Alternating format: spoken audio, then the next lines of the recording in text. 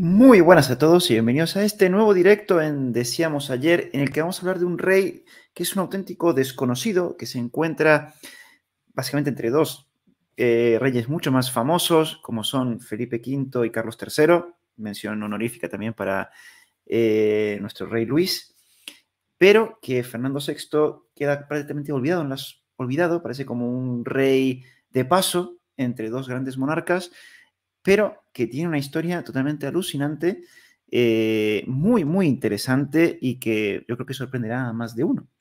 Y para ello contamos con un invitado de auténtico lujo, ya os digo que es una eminencia en este tema, como es José Luis Gómez Urdáñez, catedrático de Historia Moderna de la Universidad de La Rioja desde 1995, estudió en la Universidad de Zaragoza, en la que se doctoró en 1982, fue becario de investigación y profesor colaborador en la Universidad de Zaragoza, profesor titular en el Colegio Universitario de La Rioja, profesor invitado en la Universidad de Montpellier y profesor visitante en la Universidad de Lublin, y autor de numerosas publicaciones, como es El Marqués de la Ensenada, El secretario de todo, Víctimas del absolutismo, Paradojas del poder en la España en el siglo XVIII, y el libro que nos trae hoy aquí, Fernando VI y la España discreta.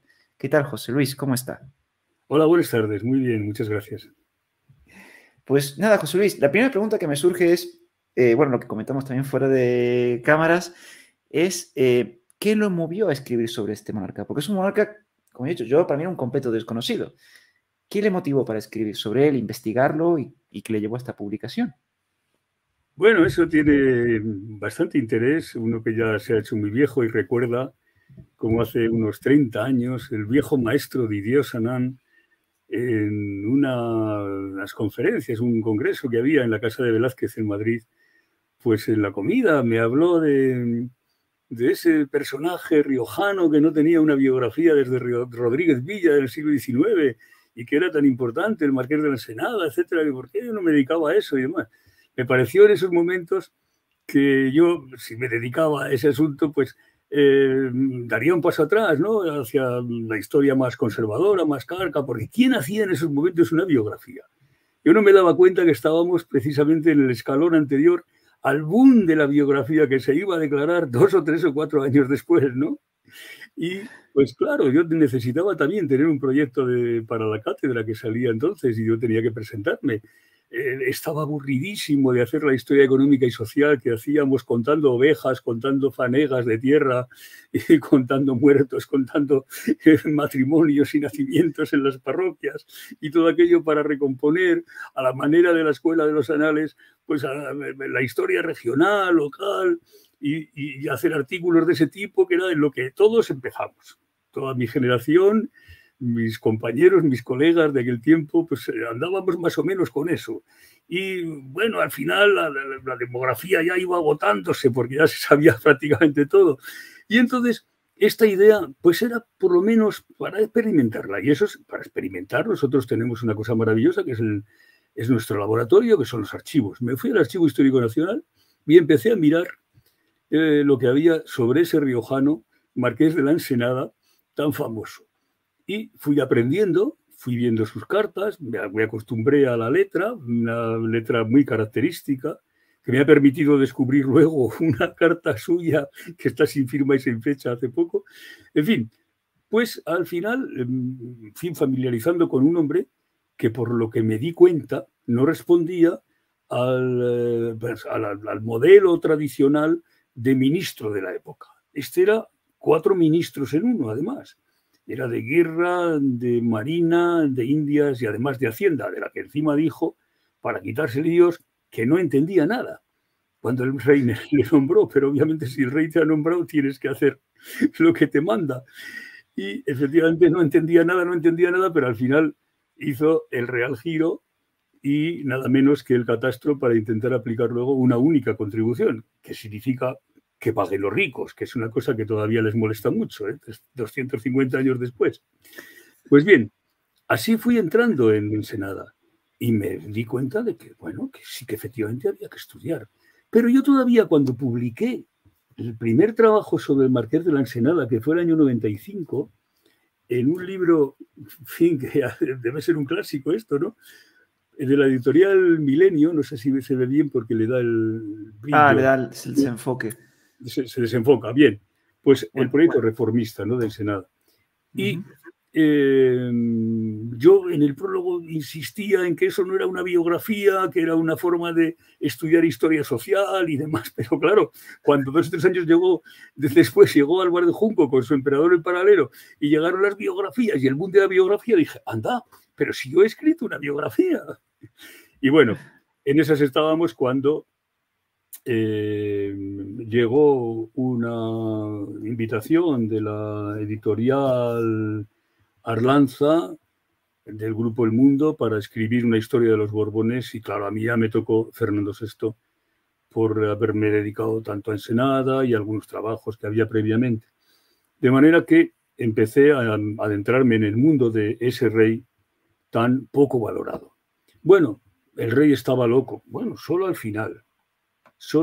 Aunque tenía manías, más manías tenía Felipe V. Y sin embargo, nadie por eso juzga su reinado. El de Fernando VI sí era juzgado, peyorativamente por esa razón.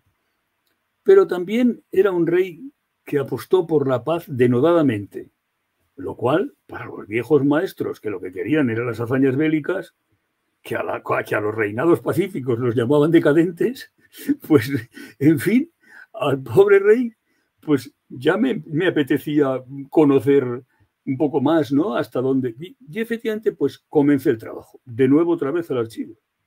A ver papeles, a familiarizarme desde el principio con su personalidad, con su letra, con las pocas cosas que escribía. Me fui a Palacio, evidentemente, donde había todavía más que en el archivo en cuanto a las cuestiones personales y demás. Y así salió esa biografía. Y mucho tiempo después de haber pasado por otro libro muy interesante, en colaboración con varios compañeros, lo que significaba ya que 1 o 2 años después de publicar el libro de Ministros, pues el libro de la biografía, pues ya lo que nos interesaban eran los gobiernos. Y efectivamente es que el gobierno primero y el segundo gobierno de Fernando VI eran gobiernos de una gran tenacidad y, digamos, que tenían además muy claramente marcado el objetivo político. Yo diría que el primer gobierno es el gobierno que se plantea seriamente luchar contra la decadencia. Y luchar contra la decadencia en España a esas alturas, hacia 1746, significaba, primero, hacer una paz, que es lo que se logrará en la paz de Aquisgrán en 1748. Y en segundo lugar, tener las manos hábiles para hacer prodigios si supiéramos, dice el ministro Carvajal. Es decir, para mirar al interior a esos súbditos que en algunos casos están en situaciones verdaderamente lamentables, acosados a veces por las malas cosechas, la calamidad del hambre, en muchos sitios por unos impuestos injustos, unos impuestos que obviamente pagan los pobres porque los hidalgos están exentos de una buena parte de ellos y los nobles obviamente no pagan. Los que tienen dinero no pagan y los que no tienen dinero tienen que pagar. El Senado, cuando hace el catastro, se plantea que ese es el problema de que el rey sea un rey pobre. Cuando está viendo construirse palacios en Madrid a los nobles que se han ido de sus castillos y sus palacios en provincias y han hecho de la capital ya un lugar donde a la europea tienen además teatro, Bechini, el embajador, dice, te asombraría el teatro que hay en Madrid, le dice a sus colegas en Inglaterra, ¿no?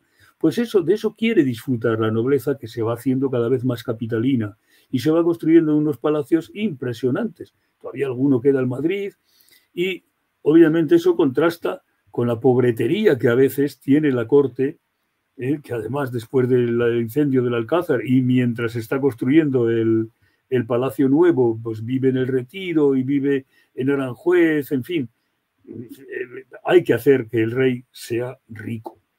Y efectivamente el Senado lo consiguió, con algo que atribuyó a la fortuna, pero ya, la fortuna. Es que el Senado creó el primer banco de España, aunque le llamó el Real Giro, un Real Giro para pagos en el exterior, pero que en realidad significaba que se habían superado las trabas que hubo en el siglo XVII para crear un banco que no llegará a su ser hasta el Banco de San Carlos en 1782, que por cierto es herencia y asume el Real Giro, que aunque se descapitalizó después de la caída de Ensenada, subsistió y al final se incluyó dentro del Banco de España.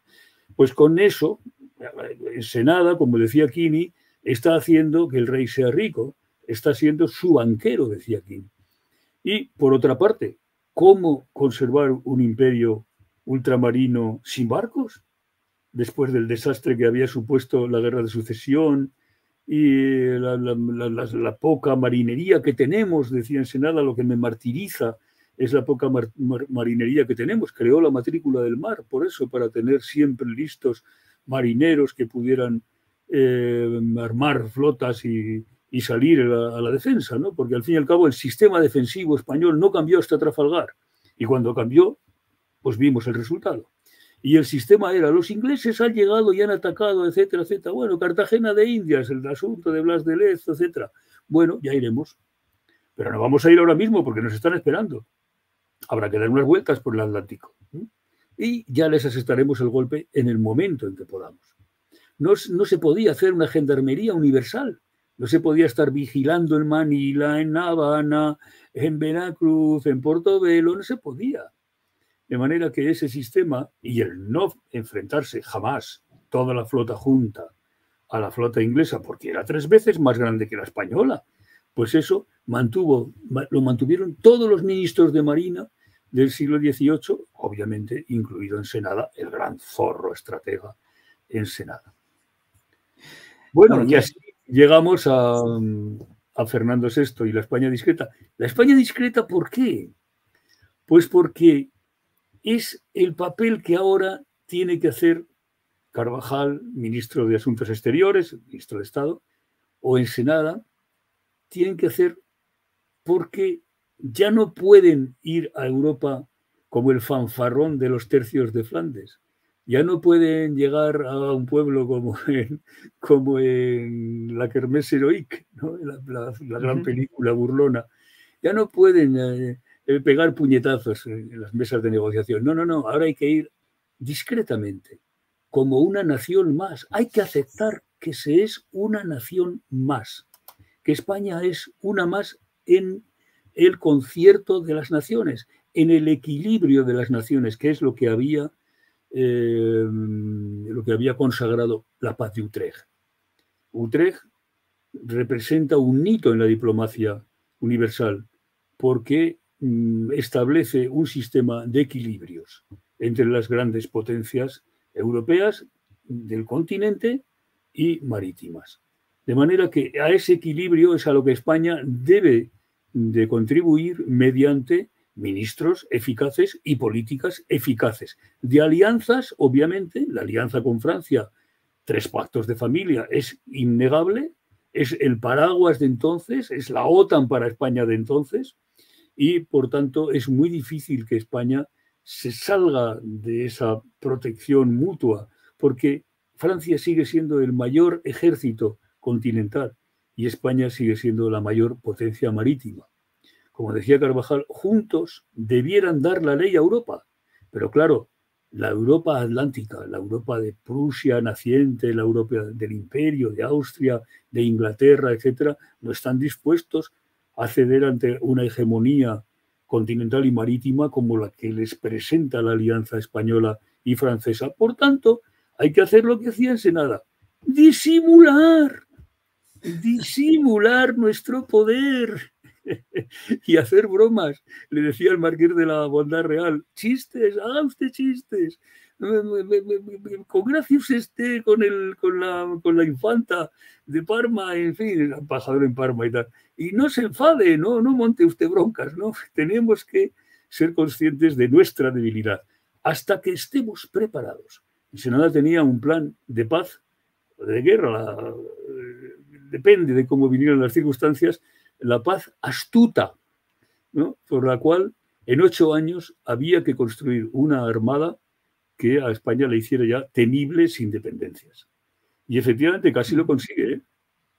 Solamente con los barcos que votó en el Ferrol, a los que llamaban el apostolado, porque cada uno de ellos llevaba el nombre de un apóstol, ya eran 12 para 1752, más lo de Guarnizo, 4 o 5, más los de La Habana también, contribuyendo a construir barcos, etcétera, unos 50 barcos antes de la caída de Ensenada en el año 54.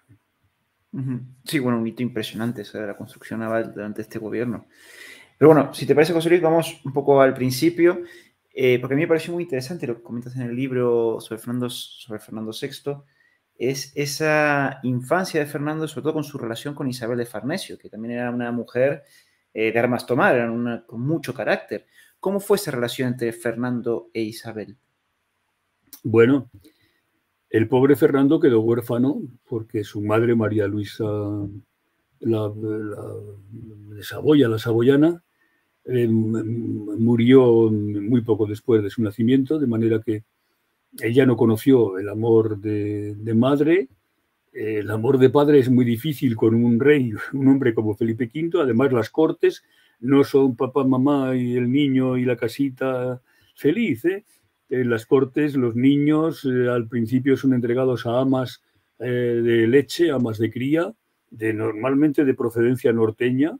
Hay en el archivo de Palacio documentación muy bonita sobre las medidas que deben tener los pechos, los pezones, que no sean muy grandes ni muy pequeños, porque sí. Y así se elegía a esas nodrizas, a las cuales luego se les nombraba hidalgas y se les mandaba para su tierra, ¿no? Una vez que el niño había sido destetado. Entonces iba con los niños de Palacio, se le ponía un ayo y hasta un tiempo después, en que ya era mocito, y se le cambiaba para que ya tuviera unos instructores y unos maestros, etcétera. Se les enseñaba esgrima, a montar a caballo, bueno, todo el mundo cortesano de estos infantes que vivían pues, con los hijos de lo que he llamado la domus regia, para diferenciarla del mundo del trabajo en favor y en el ejercicio del Estado, que es otra cosa distinta. Una cosa es el Estado, la construcción del Estado moderno, que decía mi maestro Laechea, en España era todavía un niño de teta en comparación con otros sitios, y la domus regia, es decir, la conjunción de nobles que rodeaban siempre al rey, que tenían títulos, bien que honoríficos, ¿no? Como caballerizos, senescal, mayordomo, etcétera, pero que siempre estaban junto al rey y que eran los que tenían un verdadero poder de decisión y de influencia.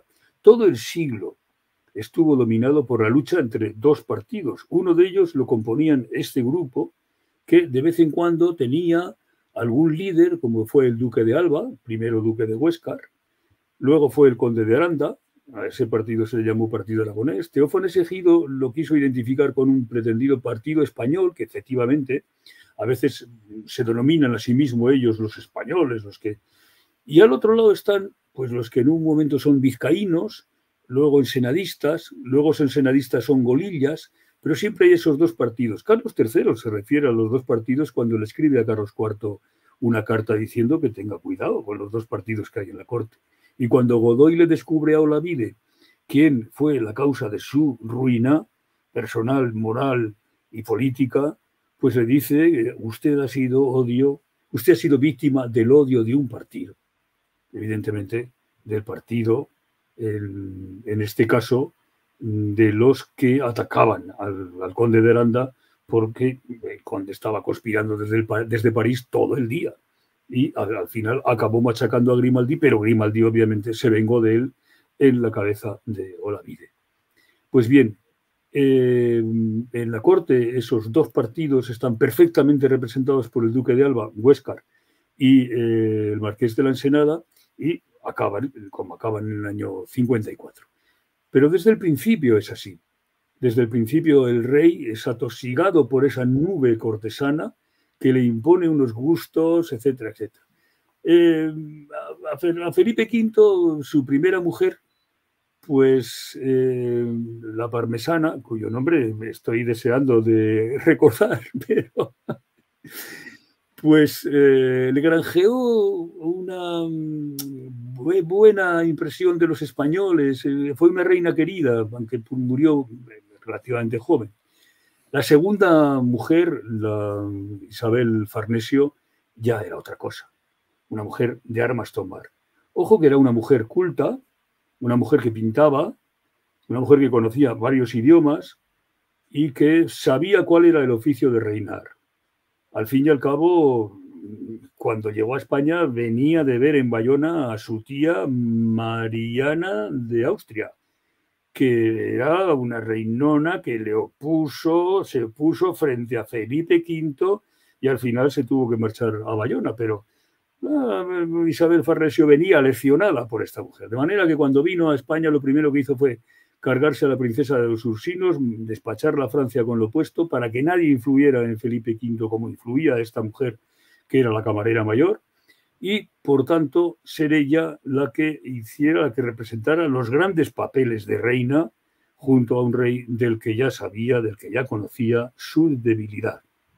La debilidad de Felipe V era probablemente una neurosis maníaco-depresiva, el trastorno bipolar probablemente. Todo eso se agravaba con su religiosidad, pero a la vez con probablemente, algunos historiadores hablan de priapismo, que era lo que le hacía no tener, de tener siempre unas ganas de acabar con la reina en el lecho, en la cama. Se dice que alternaba la cama con el confesionario. Pues bueno, pues es verdad, pero probablemente tenía priapismo. Y eso, mezclado con el consumo de opio, que estaba siempre presente en el láudano o en la tríaca con la cual se intentaban combatir ciertas enfermedades, etcétera, pues todo eso pudo producir en él una nebulosa, un mundo que ya en los años 30 y 40, pues obviamente Felipe V, pues en fin, ya recibía solo por la noche, dormía por el día, machacaba a los ministros, el pobre Patiño tuvo que soportar este ritmo de trabajo y al final acabó agotado y se murió. Pero bueno, pues Isabel Farnesio está al timón de esta situación. O sea, la gran reina de España es Isabel Farnesio del siglo XVIII. Y claro, cuando Felipe V abdica y deja a Luis I y Luis I muere, se plantea un problema constitucional extraordinario. En realidad, Felipe V no puede volver a reinar y el Consejo de Castilla en esto está bastante dividido. Obviamente, cuando el rey habla, todos van a callar. Isabel Farnesio, además, es en esto certera. Pero Fernando VI sufre la primera humillación. La primera humillación. ¿Se le deja ir al Consejo? Bien, pero no parece que las primeras impresiones de Isabel fueran favorables a la situación. De manera que, pues, será siempre a partir de ahora un hijo preterido. Se ha dicho, y es verdad, que Isabel Farnesio tenía sus propios hijos que colocar, y obviamente los colocó a todos, menos a uno. Bueno, al que no colocó le hizo arzobispo de Toledo con 8 o 10 años de edad. No está mal. El arzobispado de Toledo era la mitra más rica de España. Ciertamente don Luis luego renunció a las rentas y demás. Don Luis de Borbón, el pequeño, como le llamaban, era el último, y a este le destinó a una vida eclesiástica, digamos, pero de la que salió luego para casarse con Teresa Vallabriga, una infanzona aragonesa que provocó una de las grandes canalladas de Carlos III, puesto que sacó luego la ley de matrimonios desiguales y le desposeyó del apellido Borbón a los hijos de ese matrimonio. Eso no lo restableció luego Godoy con Carlos IV porque se había casado con una hija de ese matrimonio. Y de esa manera el príncipe era 2 veces príncipe, también de sangre, ¿no? Puesto que había matrimoniado con una nieta de rey, una hija de rey, una hija de infante, una nieta de rey. Pues bien, Isabel Farnesio también es consciente de la debilidad de Fernando. Fernando es un hombre difícil de trato, un hombre huidizo, huraño, se refugia en sí mismo, tiene muchos momentos en que prefiere la soledad. Empieza a aparecer un bálsamo maravilloso que es Bárbara de Berganza. Bárbara entra en la habitación, le encuentra sumido en lágrimas, acaba consolándole y sale y le ofrece luego una ópera de Farinelli que han hecho venir del año 37 de Londres y resulta ser el Messi de las cortes europeas en la ópera, para entendernos, ¿no? No sé si ahora Messi sería el mejor o hay otro, ¿no? El Mbappé, ¿no? Bueno, porque efectivamente en ese mundo la ópera tiene, digamos, una función de espectáculo total que subyuga a las cortes en toda Europa. Y todas rivalizan por tener los mejores músicos, los mejores operistas, los mejores, en fin. Y cualquier estreno, sobre todo si es de Metástasis, etcétera, pues se convierte en un acontecimiento mundial. Que las gacetillas y demás llevan de un sitio a otro y recogen y demás. Bueno, pues algo hay que hacer para que Fernando VI se entretenga y no desvaríe. Eso lo dice también el padre Rábago, que le conoce muy bien, porque el padre Rábago es utilizado también muchas veces como intermediario por los ministros, ¿no? Antes de llegar directamente al rey, se le hace saber algo para ir preparándole, ¿no? Así pasó la infancia, la juventud, la primera madurez, Fernando VI ya consagrado príncipe de Asturias, a la espera ya en los años 30, soportando las intrigas en el cuarto del príncipe, el asunto Champeux, la embajada francesa siempre intrigando para ver cómo andan colocados sus intereses después del pacto de familia del 43. Todavía se ve que se acaba Felipe V, ya están las últimas, hay que prepararse para ver qué ocurre con un nuevo rey del que empiezan los rumores de que no será italiano como su madre, no será francés como su padre, y que quiere paz con todos, no quiere guerra con nadie y tampoco quiere una dependencia con los franceses, quiere ser independiente. Y bueno, ahí el mariscal de Noailles, que ha sido embajador en España, conoce muy bien a los españoles y conoce la corte, dice 46 años de reinado de Felipe V nos han provocado en los españoles una animadversión que llega incluso al rey, que obviamente ya no va a querer ninguna dependencia con la Francia. Y efectivamente así comienza el reinado, lleno de ilusiones por toda la gente, tanto en los miembros, digamos, de esos constructores del Estado, esos que van de oscuro con una golita y demás, y que llevan una carpeta, que van a trabajar a Palacio, como Ensenada, se nombra ministro a Carvajal, que no quiere ser secretario de Estado, ya quiere ser ministro. Don José de Carvajal y Lancaster era, aunque no tenía el título, era de una familia de nobles por los cuatro costados. Pero bueno, en cualquier caso, la característica de estos ensenadistas es que son plebeyos, es que, como decía el duende, han bajado de las montañas y no han sido ni pajes y ahora ocupan las secretarías de los ministerios, las oficialías, las secretarías, etcétera, ¿no? Entonces, bueno, pues por los dos lados, por los dos partidos, digamos, había una muy buena acogida del nuevo reinado. Por una parte, el duque de Alba, Huéscar todavía hasta el año 55, no había muerto su madre, pues se ejerce como líder de esa facción, mientras Ensenada y Carvajal aparentan un binomio que muchas veces se exageraba por sus diferencias de carácter, que podía ser contraproducente, ¿no? Y hay algunos historiadores que han hablado incluso de que, hombre, siempre en España se acaba por producir esa riña entre los dos elevados a la cúspide, etcétera, lo cual se puede ver en el fútbol, en los toros y obviamente en los ministros, ¿no? Pero en el caso de Ensenada y Carvajal no es así. La prueba es que hasta que Carvajal no murió, nadie tocó a Ensenada. Y eso que desde el año 49-50, cuando ya ha hecho la reforma de las casas reales, después se sabe que el concordato puede salir, que eso perjudica también a los nobles.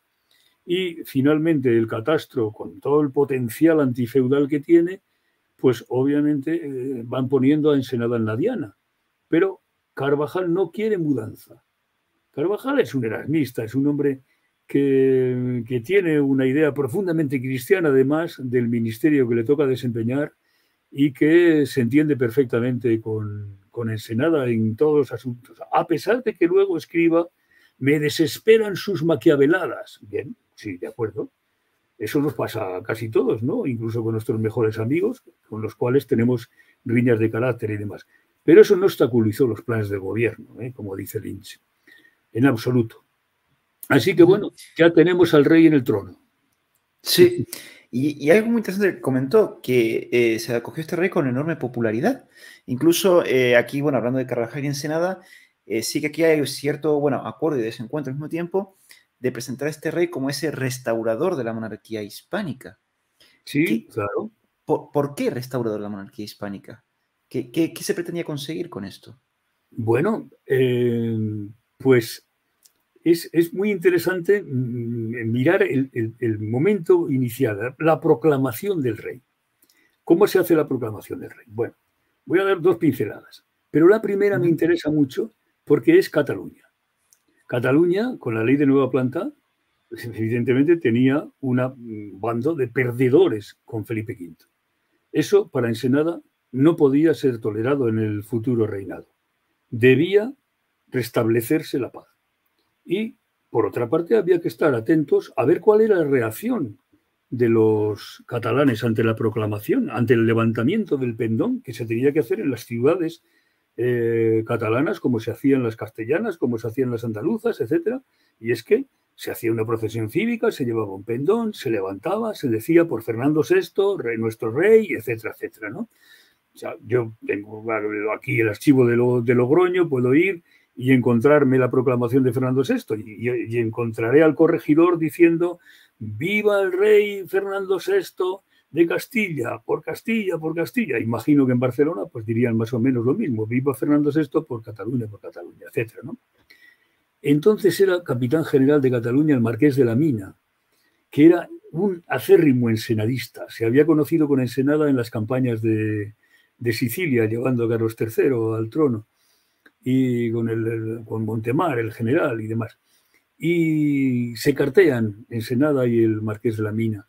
Y el marqués está ansioso por saber qué pasa en Barcelona con el levantamiento del pendón, la proclamación del rey.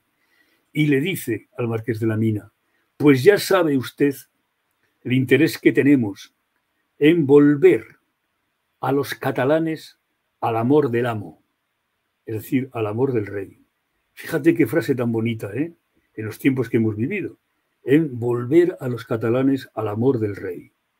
Toda una visión política de las cosas que luego, cuando llegue Carlos III y desembarque en Barcelona, no en Valencia o en Cartagena o en Alicante, no, en Barcelona, donde además lo primero que hace es restablecer algunas de las leyes previas a la nueva planta que afectan al derecho de familias y demás, que es lo más evidente, lo más visible, ¿no?, que había cambiado después de la nueva planta, pues era un sistema para que la monarquía se acercara también a aquellos súbditos derrotados en la guerra de sucesión.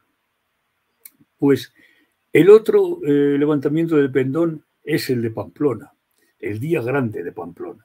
Y es porque ahí nos encontramos a un personaje singular del reinado de Fernando VI, que da un disgusto como una catedral, que es José de Isla, el padre Isla, el gamberro Isla, el mordaz y cachondo, divertidísimo padre Isla, que no sabía hablar si no hacía un chiste, pues que al final acabó publicando el gerundio, el gerundiazo, y provocó las iras de la Inquisición y le hizo un gran daño a la Compañía de Jesús, porque claro, el gerundio era un fraile pues muy vulgar, muy burdo, pero todo el mundo identificaba que si lo había escrito un jesuita, el fraile no sería jesuita, ¿verdad? Claro, pues no, el fraile sería franciscano, sería cualquiera. Y entonces las otras órdenes dijeron: otra vez los jesuitas muriéndose de éxito, los más ricos, los más grandes, los más listos, en fin, bueno, pues eso. Pero el padre Isla estaba en Pamplona cuando se levantó el pendón por Fernando VI y escribió una obrita, un día grande, en la cual se rió de todas las autoridades pamplonesas. De manera que al principio los ripios, las hipérboles que decía, por ejemplo, de Maqueda, al que llamaban Calzorrillas, le decía, pues no me tengo, que no tenía hijos, decía, yo no tengo que tener hijos hasta que los tenga el rey. Claro, Fernando VI y Bárbara tampoco habían procreado hasta ese momento, ¿no? Ya eran mayores. De manera que, claro, cuando los navarros se dieron cuenta que se habían reído de ellos, tuvo que salir por piernas corriendo de Pamplona porque venía la sangre. Sí, sí. El librito está publicado, además un periódico de Navarra lo publicó y lo entregó a los lectores con una edición cuando se cumplió el centenario, hace poco, ¿no? Y el Día Grande de Navarra, es una brita llena de guiños y de chistes del padre Isla. Bueno, pues esas son las dos pinceladas para ver un poco qué significa la llegada de Fernando VI y el intento de restauración de una monarquía en plenitud. Pero hay una tercera, obviamente, y es que el rey, nada más llegar, ya da un golpe de efecto que los españoles notaron inmediatamente de manera positiva. Y es que fue contra Isabel Farnesio, descaradamente, abiertamente, y en un principio la sacó de la corte. Dice el embajador francés que parecía el muerto asistiendo a su propio entierro, a pesar de que se le había dado a la multitud algunas monedas para que dijera viva la reina viuda. La reina viuda abandonó aquello y se fue a un palacio que estaba en la calle de los Afligidos, que da lugar, evidentemente, al chiste fácil, que me lo puso en bandeja para decir la corte de los afligidos. Y claro, allí iban todos aquellos que iban a lamentarse, ay, ¿qué le ha hecho usted, este rey nuevo y tal? Pero en realidad estaban todos contentísimos, porque a rey muerto, nuevos repartos de cargos, prebendas, privilegios, etcétera, y expectativas de tenerlos para sí y para sus hijos. De manera que la corte de Fernando VI, quitando el árbol, podando el árbol farnesiano, con ella, con Isabel se fueron pues su Scotti, sus fieles, algún ministro que había caído más o menos en desgracia, luego se iría a Villarías, el Sebastián de la Cuadra, el Marqués de Villarías, en fin, pues esto, y así se despejaba el camino para que empezaran a gobernar Carvajal y Ensenada. Y efectivamente los primeros decretos fueron espectaculares. Era manejar lo que hoy llamaríamos, era tirar de boletín oficial del Estado, que es como se manda, ¿no? Pues empezaron las representaciones al rey de Ensenada, lo que había que hacer, un verdadero programa de gobierno. Primero hay unos puntos de gobierno que me encontré en el Archivo Histórico Nacional, que los había publicado Rodríguez Villa, nadie los había tocado y demás, así como luego la gran representación de 1751, que sí, esa había sido estudiada por Didier Sanan y publicada, y efectivamente es un proyecto de gobierno por entero. Todo eso se le daba al rey, a quien obviamente se le tenía que hacer el piloto de la operación, el nauta, el que llevara no las riendas, porque no era capaz, ni se le pedía tampoco eso, pero sí era finalmente el que tocaba, el que podía tocar el botón rojo y mandar frenar. Siempre que no mandara frenar, el rey estaba apoyando. No sé qué molesta a la pantalla. Ahora igual mejoramos. Y pues en fin, ya para el año 47, 48, comienzan a dar fruto también los proyectos de paz, puesto que se está en unas conversaciones preliminares en Breda que van a llevar a la paz de Aquisgrán. Ese es el momento culminante del reinado, 1748. Ahí empiezan todos los proyectos. Ahí va a empezar el catastro, ahí empieza la negociación del concordato, ahí empiezan los grandes tratados de paz de Carvajal, uno con Londres, que cuesta una pasta, pero al fin y al cabo nos garantizamos que España se queda libre del sometimiento al navío de permiso, etcétera, que había pactado en Utrecht. Por otra parte, el Tratado de Aranjuez del año 52, que pacifica completamente Italia y deja resguardado ya para el futuro tanto el trono de Nápoles como el Principado de Parma para el infante don Felipe, el primogénito el segundogénito de la Farnesio, el primero es Carlos III.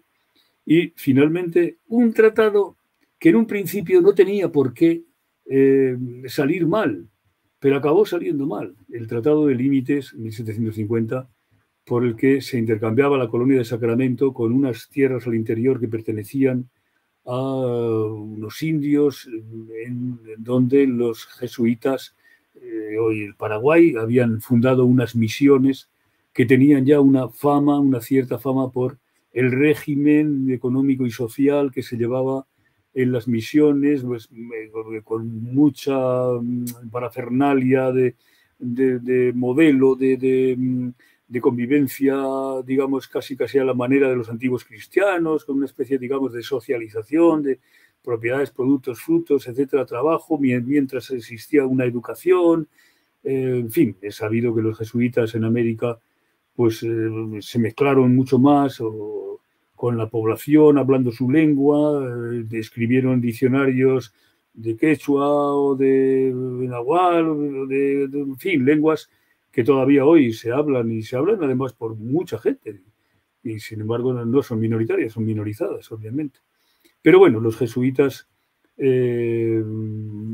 acabaron mal con esta situación. ¿Quién lo diría? Aunque eso ya pertenece a otro capítulo y todo el mundo ha visto la misión, con lo cual ya puede imaginarse cuál es el resultado de este malhadado tratado de límites que firmó Carvajal. Bueno, es que Carvajal era un idealista, era un hombre que no veía más que el bien, no veía más que todo aquello que en el horizonte se le proponía como un objetivo positivo. Es decir, no tenía en cuenta la maldad del género humano finalmente y, sobre todo, los artificios políticos que siempre son traicioneros, arriesgados, maquiavélicos finalmente, ¿no? La política es Maquiavelo y Maquiavelo la puso al descubierto, la desnudó para que cualquier político no se ande con tonterías cuando está en la cosa pública, porque obviamente hay mucho peligro, ¿no? Como estamos viendo estos días en que los de la tasca del bar se han metido en el Congreso de los Diputados, ¿no? Bueno, pues...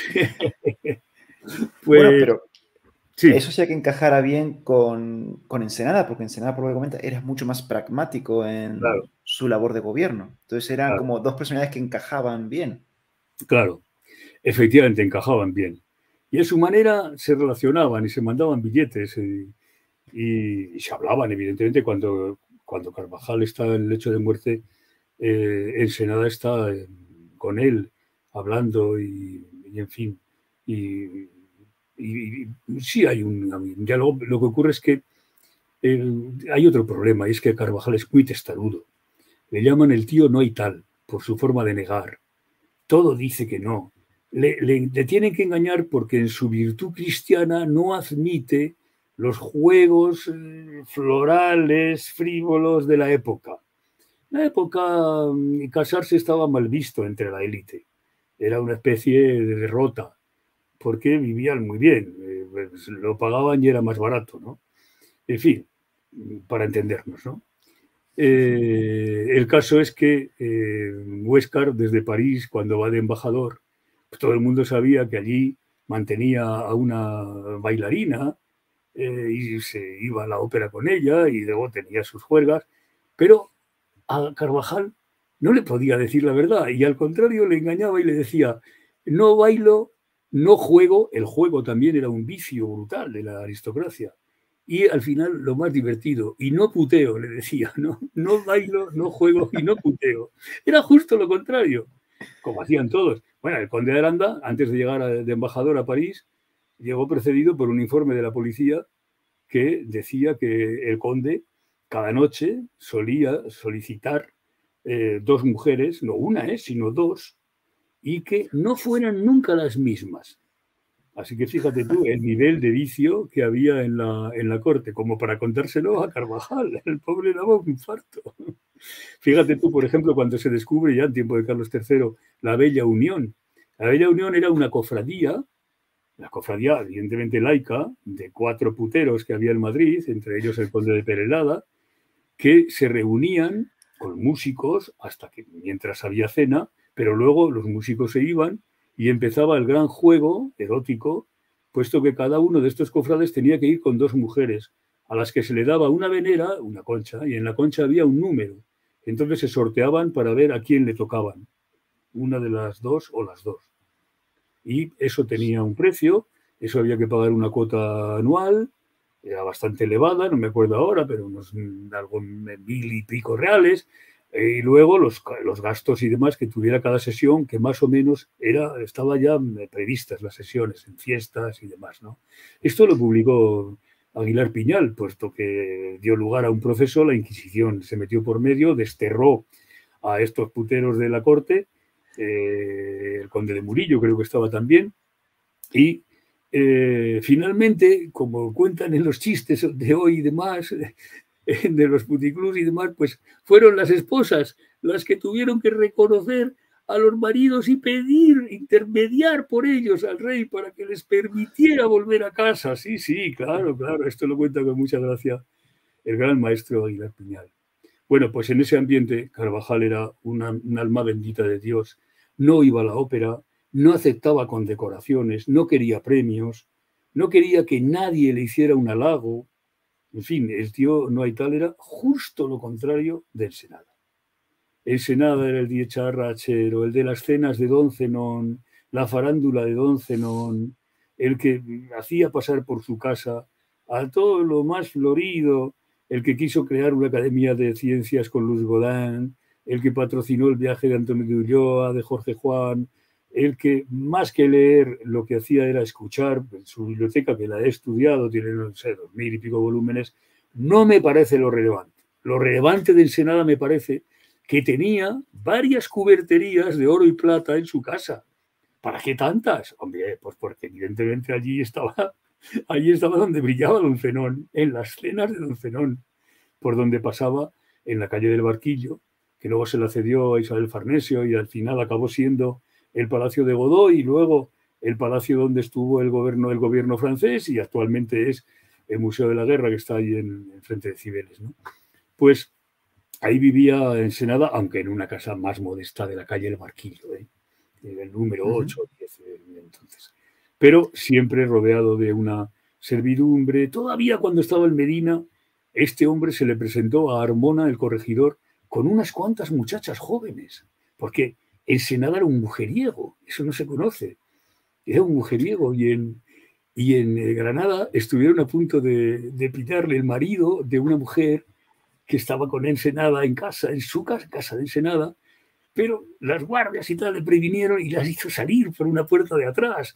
Y al día siguiente escribió una carta, el espía, diciendo, ha dado orden de que no entre ninguna mujer en su casa. O sea que se dio a entrar un pánico verbal. Pero todavía cuando fue al puerto de Santa María en el año 57, tenía 55 años, en el puerto de Santa María mantuvo un chichisbeo. El chichisbeo era una especie de amorío galante. Se puso de moda que no era el marido quien debía acompañar a la bella, sobre todo si era joven, a la ópera, al teatro, a los espectáculos públicos, a las tertulias, sino un galán. Lo que llaman en Cuba un lindón, ¿no? Un elegante, un guapo, un Werther, pero claro, que no se enamorara, evidentemente, ni ella de él ni él de ella, porque solo se trataba del galanteo y de la exhibición pública. Eso había un cura que le llamaba cabronismo fingido. Pero, en cualquier caso, la buena sociedad madrileña aceptaba esa moda que había venido para unos de Italia, y chichisbeo vendría de ahí, y para otros de Francia. En cualquier caso, era la Europa de la Ilustración, la Europa de las luces, que llevaba consigo pues este tipo de galanteos y flirteos, en fin, de la buena sociedad, porque ya se sabe que cuando el vicio reina en palacio no ocurre nada. Lo malo es cuando el vicio baja a la aldea. No me hagas poner ejemplos porque... No, vamos... claro, acá han surgido, aparte de todas estas anécdotas, claro, estamos hablando de Jorge Juan, de Ulloa, ya sean expresiones científicas. Jorge Juan, incluso un espía en Inglaterra, espiando la construcción naval británica. Además de eso, esa paz por parte de Carvajal, que trata de llevar esa paz por toda Europa, firmar tratados de paz con otras potencias, pero al mismo tiempo Ensenada con esa construcción naval, preparándose también por una posible guerra. ¿Cómo podríamos valorar el resultado de este primer gobierno? Si esto también lo sumamos toda la política interior. Bueno, pues con estos proyectos que has citado, él decía, hay que mandar fuera a que aprendan lo que en otros momentos España les enseñó. Él hablaba del Renacimiento español y de la ciencia en tiempo de Felipe II, hasta que se produjo el cierre y la decadencia española en el 17, y luego, evidentemente, nos fuimos quedando retrasados con respecto a la revolución científica que se había producido en Francia y en Inglaterra. Pero había que recuperarlo y había que ir fuera a aprender.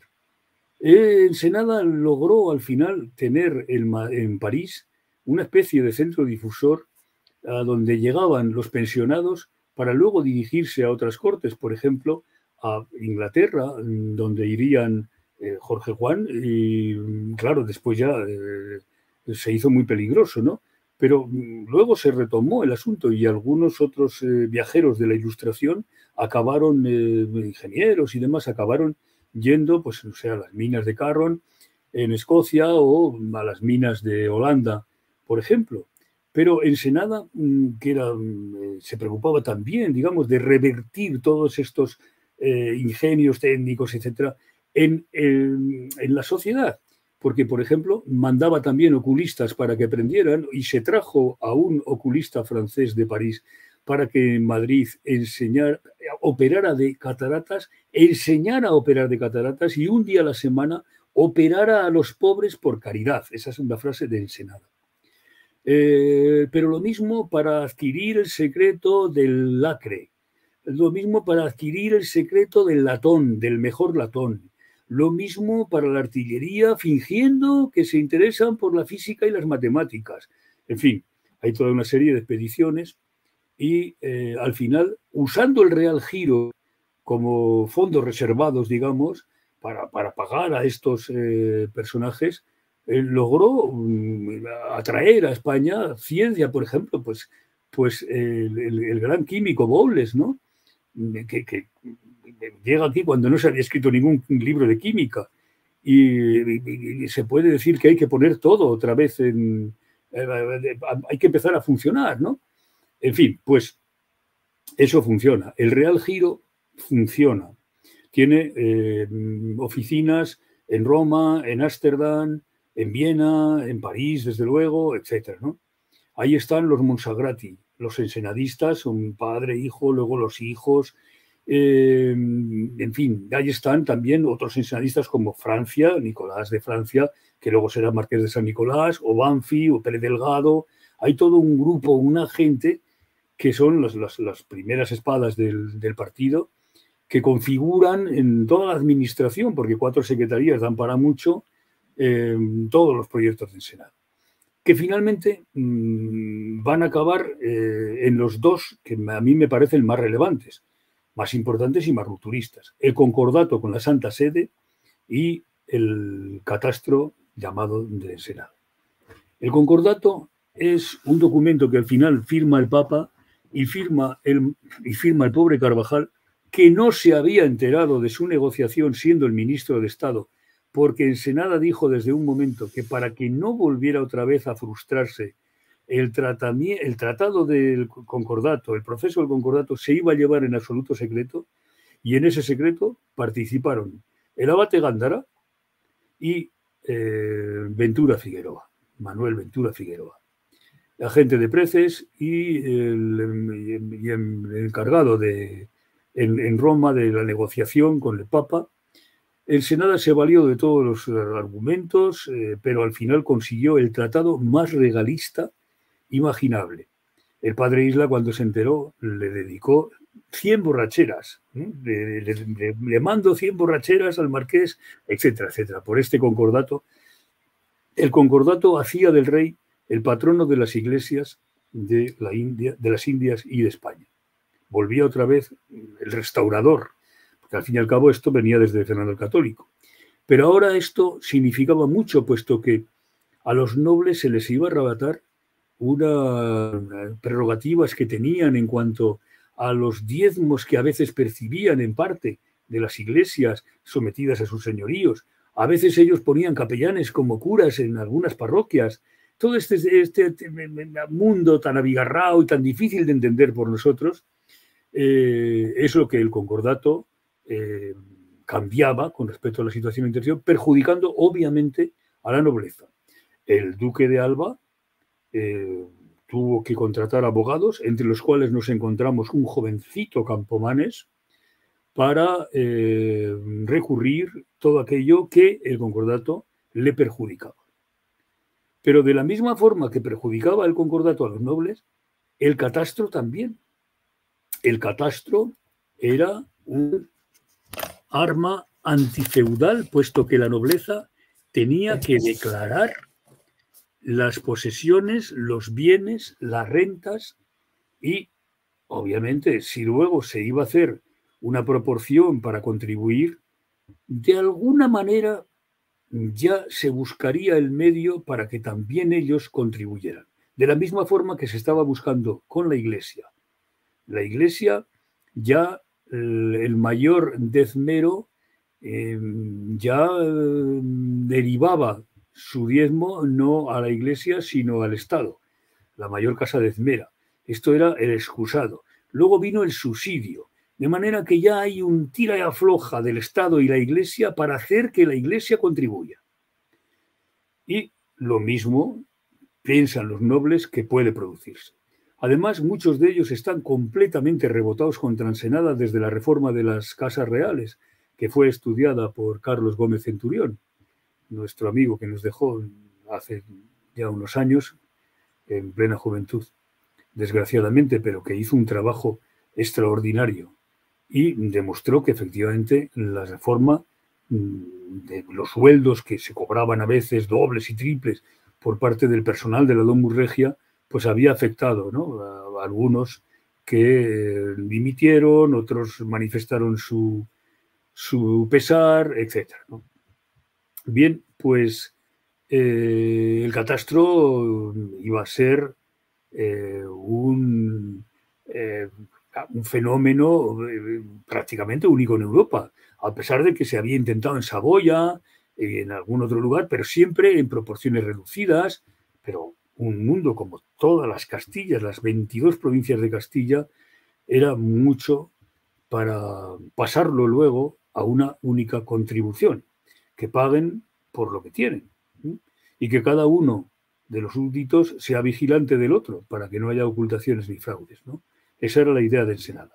Bueno, en eso se quedó el proyecto ensenadista, porque inmediatamente la reacción del duque de Alba y del embajador inglés, que fue utilizado, y él utilizó evidentemente la oposición a Ensenada, pues dieron al traste con el marqués, que al final pues fue arrestado, mandado a arrestar por el rey, una vez que la reina dejó hacer, puesto que también la llegaron a convencer.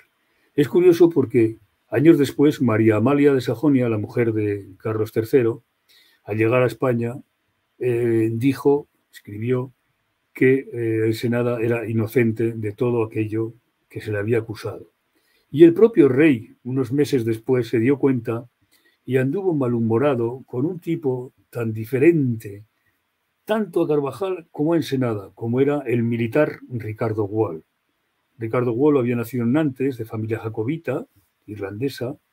Vino a España su padre para ayudar a Felipe V, como otros muchos irlandeses y demás que también pretendían, con la alianza con Francia y con España, que se recobrara por parte de los jacobos el trono de la dinastía que los habían depuesto en 1668.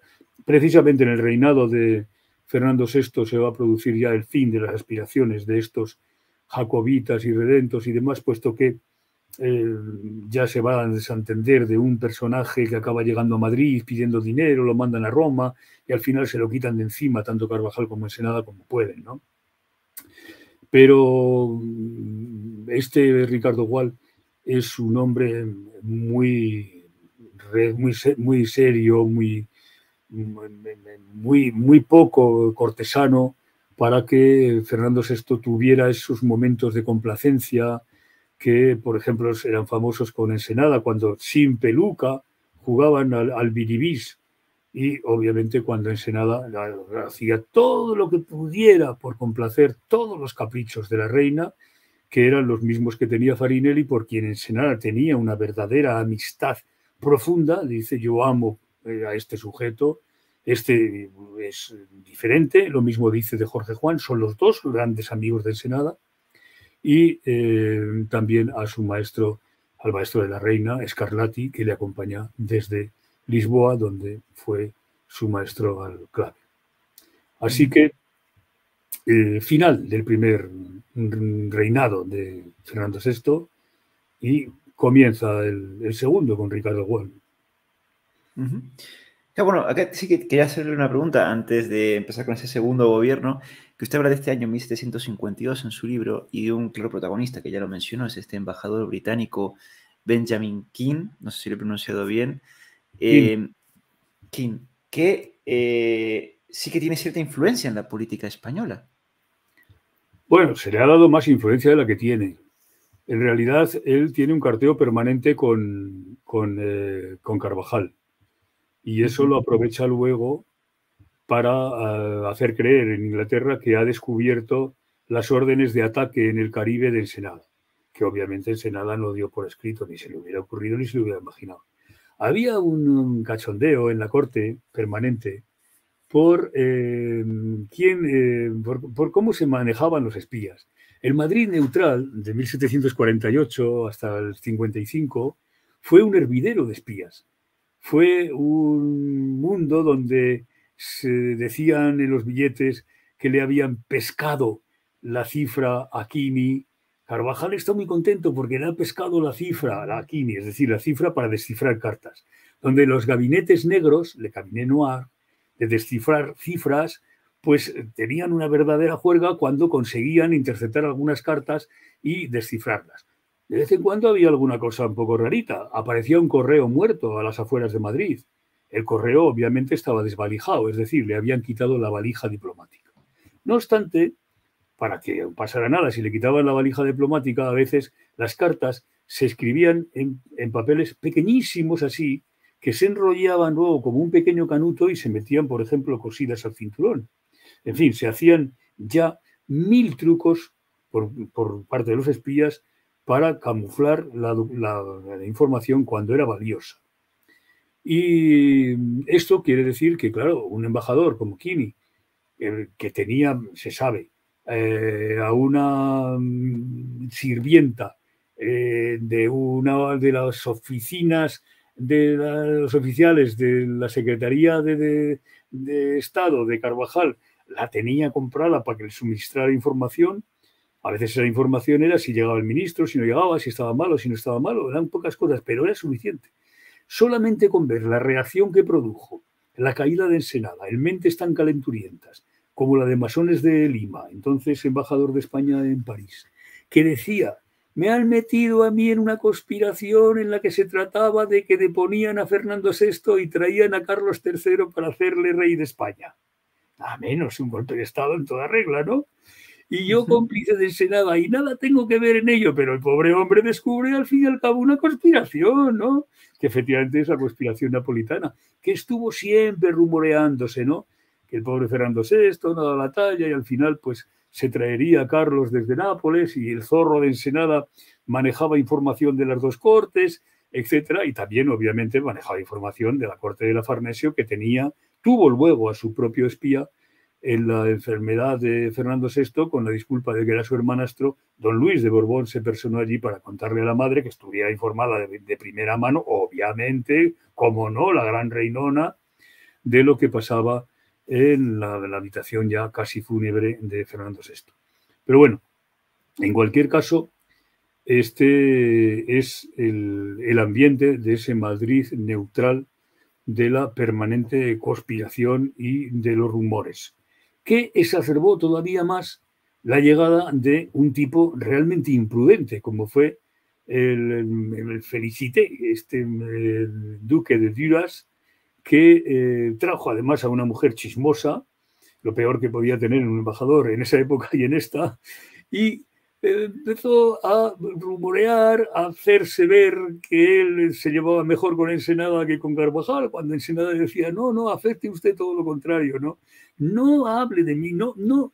Y claro, la que hacía era presentar triunfos a su corte y decir, no, no, Ensenada es profundamente francés, no nos traicionará. Claro, eso ha dado lugar a que la historiografía mantenga todavía el tópico de un Ensenada pro-francés y un Carvajal pro-inglés, lo cual no tiene nada de realidad, no es así, no fue así nunca, ¿no? Lo que ocurre es que el pragmatismo de Ensenada no se puede obviar la colaboración con Francia en el terreno militar. Y el idealismo de Carvajal desearía que nos lleváramos bien con Inglaterra, incluso cuando el palo de Campeche está dispuesto a vendérselo en Cádiz. Están robando en Honduras, en Río Wallis, en Belice y demás. ¿Cómo vas a vendérselo en Cádiz si te lo están robando, ¿no? ¿Cómo vas a llegar a un acuerdo para vendérselo en Cádiz? ¿No? En fin, lo que el Senado quiere hacer es darles un hachazo y montar una compañía española de explotación del palo de Campeche para competir con ellos en el mercado. Y obviamente para poner el palo de Campeche más barato que lo que puedan ponerlo ellos. Y entonces se acabaría el suministro en el origen, es decir, en Honduras, que es el problema de lo que le van a acusar a Ensenada cuando estalle la gran conspiración contra él, ¿no? Y bueno. Entonces, bueno, vamos a seguir avanzando un poco con ese nuevo gobierno, que es el segundo gobierno de Fernando VI, que, bueno, liderado por este Ricardo Wall. Y acá la pregunta para mí es, ¿fue continuista con todos estos proyectos o todos estos proyectos, frutos de Carvajal y Ensenada, se cortaron de golpe con este nuevo gobierno? Bueno, se cortaron, pero no se pudieron cortar del todo porque no había otra política. Y además, en el asunto de la guerra que va a estallar en el año 55, ya no es que no hubiera otra política, es que el rey dijo que paz a ultranza y la paz por encima de todo, con lo cual cortó las alas de un Wall que posiblemente hubiera entrado del lado de Francia en una guerra que en un principio parecía favorable. Y además había excusas suficientes como para entrar. Pero Fernando VI fue tozudo y hasta el final mantuvo la paz. Hasta el final, hasta que llegó Carlos III y metió a España en una guerra en la que el fruto fue nada menos que la pérdida de La Habana y la pérdida de Manila. Así como la derrota frente a los portugueses, porque el conde de Aranda, que mandaba el ejército de invasión de Portugal, no llegó a Lisboa, cuál era su pretensión, sino que se entretuvo ahí en Almeida y de ahí no pasó. En la doncella, como la llamaban, porque nunca había sido tomada. En fin, el reinado de Wall, el gobierno de Wall, fue quizás el primer gobierno en España en el que ya hay un primer ministro, porque los ministros que han taponado el agujero que ha dejado Ensenada, Valparaíso en Hacienda, una atesoradora a la antigua usanza que lo primero que hace es descapitalizar el Real Giro y cortar todas las fuentes de suministro de las embajadas, de los viajes, de los pensionados en el exterior que tienen que regresar, y Arriaga en Marina, Arriaga, el Bailío, un hombre de la Orden de San Juan, Félide, otro como Carvajal, pero todavía más profundamente religioso, entregado a su mundo piadoso y con muchas dificultades para hacerse con el ministerio, donde evidentemente los oficiales y el personal son ensenadistas, tienen una admiración absoluta al marqués, con lo cual los comienzos de Arriaga pues son los de un continuismo, salvo que en el año 55 impone el fin del sistema de construcción de barcos a la inglesa que había sido importado por Jorge Juan desde Londres, espiando nada menos que a la Royal Navy, en unos momentos que darían para una película. Es nuestro James Bond en Londres espiando en los arsenales británicos, cuando eso evidentemente podía acarrear la pena de muerte. En fin, pues Arriaga no da el tono del ministro de Marina activo, belicista, emprendedor, que es capaz con la Marina de movilizar un montón de recursos, construcción naval, pero construcción de arsenales, Cartagena, La Carraca, el Ferrol, Guarnizo, dando paso a la iniciativa privada con José Fernández de Isla, el gran empresario cántabro de Guarnizo, con el cual concierta la construcción de varios barcos, el poner en marcha las fábricas de Ugi, de armas, de pólvora, etcétera, todo este mundo que incluye las levas de gente vaga para que con bajo coste le sirvan en los arsenales, todo este mundo revolucionado que lleva consigo el Marqués, eso obviamente desaparece con Arriaga. La próxima leva que hace Ricardo Gual ya no es para gente para la Marina, sino para que cuando llegue Carlos III no se encuentren las ciudades llenas de mendigos y de vagos. Para eso hace una limpia previa, ¿no? En el año 59, esperando ya la llegada de Carlos III. Fue un reinado de sobresaltos, puesto que cualquier incidente que ocurría entre Francia e Inglaterra en los frentes de batalla que se habían exportado de Europa. Esta es una guerra que se lidia menos en el continente, aunque también hay batallas con Prusia, etcétera, pero que tiene lugar en Canadá y en la India. Precisamente en la paz de 1762, la India pasará a ser ya una colonia británica, mientras en el Canadá sigue la disputa de Francia con Inglaterra, que da lugar a la cuestión de Quebec en la actualidad, ¿no? A esa parte francófona. Pues es ahí donde se lidia la guerra de los 7 años, en esos frentes donde cualquier incidente, incluso los incidentes que tienen lugar con algún barco inglés o francés, si se les da refugio en un puerto español, etcétera, provoca la reacción de la otra parte y España se ve obligada a contestar que el gobierno es neutral. De manera que, aguantando esa neutralidad, festejando en Aranjuez los grandes momentos de las óperas de Farinelli, el Anitete, por ejemplo, que se ha puesto hace unos meses en Madrid, bravamente, por una compañía de muchachos jóvenes asesorada por musicólogos de la Complutense y alguno de la Universidad de La Rioja, como mi gran amigo, el joven José María Domínguez.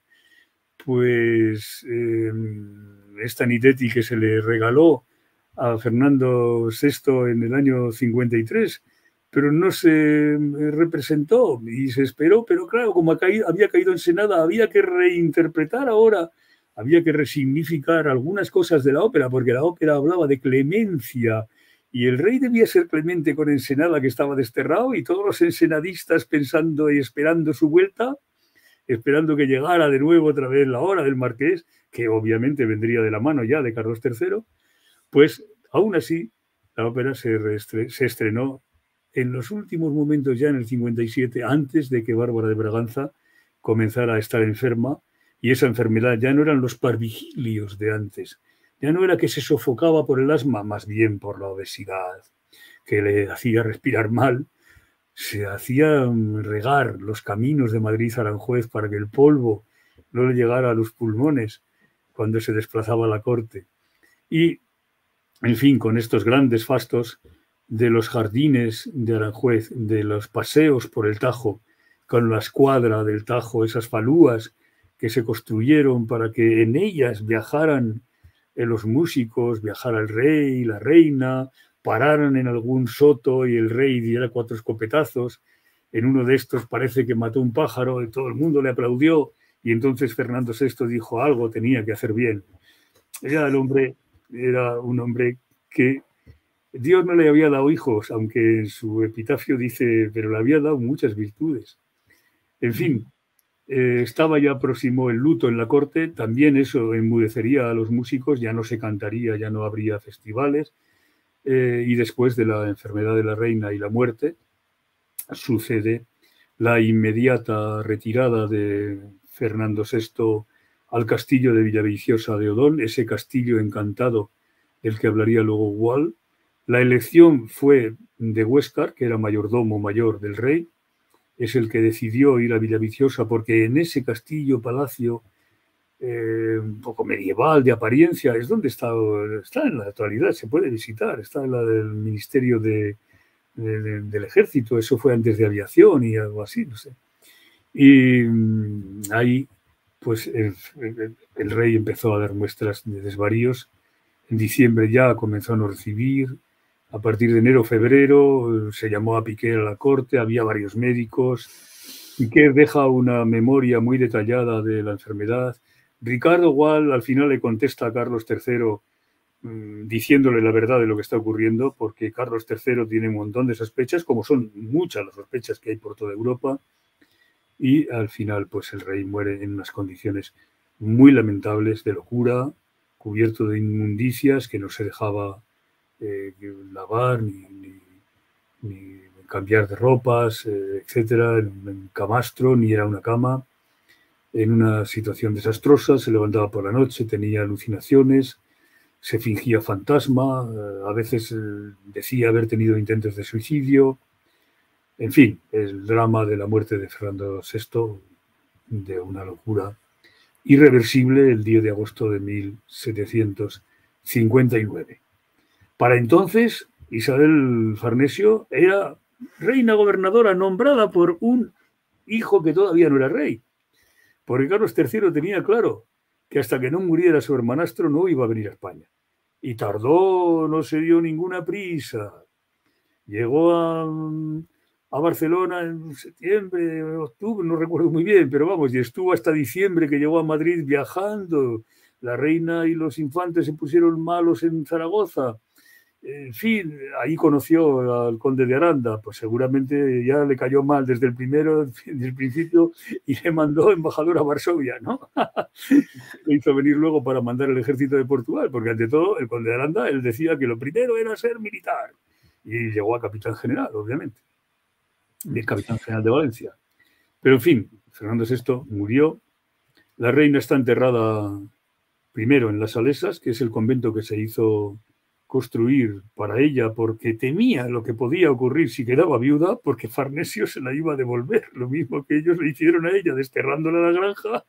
Pues al final la reinona, pues ¿qué haría con su egrastra? Su nuerastra se le diría. Y después le siguió un poco más de un año Fernando VI, que también está enterrado en las Salesas. No están enterrados en el Panteón de la Escorial, así que dejan sitio para otros. Bueno, ya para cerrar, claro, el cómputo global de este, claro, ¿cuál es el cómputo global de este reino de Fernando VI? Claro, ahí sería la pregunta es, ¿qué España se encontró Carlos III? Porque entiendo que, claro, todas esas reformas que emprende Carlos III, por las que es tan famoso, todos los proyectos que emprende Carlos III, pero se asientan sobre los pilares que le dejó Fernando VI, entiendo. Claro. Bueno, para empezar, Carlos III prometió que no cambiaría el gobierno, aunque se trajo a Esquilache, que básicamente era el primer ministro.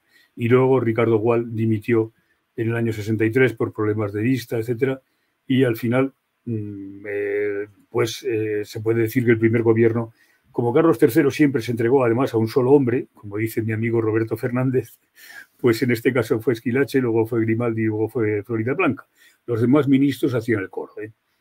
Y bueno, pues había heredado una política en Hacienda, una política en la mirada al interior, en la reconstrucción, en las obras públicas, que pues, no pudo ser más que continuista. Pero hay una cosa muy importante, y es que Carlos III se encontró las arcas llenas, porque Fernando VI no había tenido que gastar en guerras. Y eso produjo un superávit que fue muy, muy interesante para el comienzo del reinado de Carlos III. Eso para empezar. Y en segundo lugar, el panorama literario, el panorama artístico, ya estaba rodado, ya estaba en marcha. Ya eso que se llamaba el buen gusto estaba establecido, al menos en la corte. En la pintura, en la escultura. En fin, hay ya un desarrollo de las artes plásticas. La Real Academia de San Fernando, de la cual el primer protector ha sido Carvajal, ha sido creada en el año 52, ha hecho una gran labor de desbroce y se encuentra ya en plenitud en el reinado de Carlos III. Por la academia van a pasar los grandes arquitectos que van a dar nombre al reinado de Carlos III, pero que obviamente se han formado en el reinado anterior. Y por otra parte, digamos que el duelo intelectual está planteado en el reinado de Fernando VI. Fernando VI no prohibió la enciclopedia. Es Carlos III el que prohíbe la enciclopedia, pero Carvajal estaba suscrito a la obra y por lo menos que sepamos el primer volumen lo había recibido. De manera que todavía el duelo intelectual, ese duelo del partido castizo contra los ilustrados que traen de fuera las modas, esa xenofobia que exacerbará el conde de Aranda diciendo que no quiere extranjeros en el gobierno que no sepan pronunciar ajo y cebolla. Dicen, no, pues ajo y cebolla es una referencia obviamente a Grimaldi, debía decir ajo y cebolla o cipolla, ¿no? Y bueno, pues ya me entendéis. Eso todavía en la España en que se hace la historia de la España sagrada del padre Flórez, o que, bueno, pues todavía José Luis de Velázquez, el marqués de Valdeflores, sigue completando esa colección de antigüedades de España extraordinaria, esa España en la que Mayans todavía es el gran hombre de difusión del Renacimiento español, de los clásicos de la literatura española, etcétera, de lo que se jacta él mismo, ¿no? De lo que está haciendo en Europa. Es todo ese mundo poblado de estos personajes de primera línea, también un poco relegados, ¿no? El padre Isla con el gerundio, ya lo hemos citado, Iriarte, en fin, el Luzán viniendo de París con una poética que es ya la poética de lo que será luego toda la poesía del neoclasicismo, esa de los Moratines, de los Meléndez Valdés, etcétera. Todas esas, las bases de todo eso están puestas ya en el reinado de Fernando VI. Bueno, José Luis, solo me queda agradecerle hoy por su tiempo hoy aquí. Yo creo que ha sido muy interesante acerca de este monarca muy desconocido. Repito a la gente, el libro que podéis sacaros, donde podéis profundizar todo lo que hemos hablado aquí, se llama Fernando VI y la España discreta, que invito a todos a leer. Lo podéis encontrar en Amazon, en las librerías. Yo lo tengo en formato digital. Y nada, José Luis, ha sido un auténtico honor escucharlo hoy aquí. Seguramente tengo interés por traerlo de vuelta cuando me lea su tercer libro, el que me ha recomendado, Víctimas del Absolutismo, que me parece muy, muy, muy interesante. Nada, José Luis, lo dicho, muchísimas gracias por haber estado hoy aquí. Y si quiere decir algo más antes de despedirse, este es su momento. Muchas gracias, ha sido un placer. Bueno, gente, muchísimas gracias por habernos seguido hoy aquí en esta horita. Espero que os haya gustado. Y nada, nos vemos en el próximo directo. Hasta la próxima.